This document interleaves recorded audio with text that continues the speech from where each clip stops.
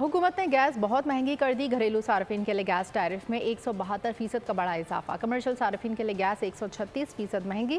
Gas नर्ख में सबसे ज्यादा इजाफा सीमेंट इंडस्ट्री के लिए किया गया। नई कीमतों का इतलाक 1 नवंबर से होगा।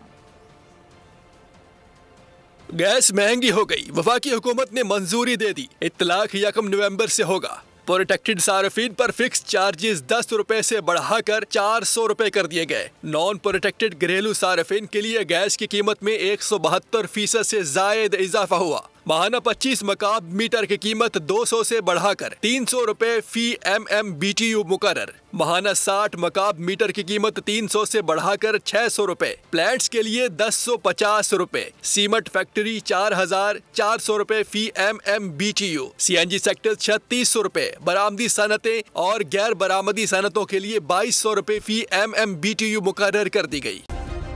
सब्सक्राइब करें और बेल दबाएं ताकि कोई खबर रह न जाए।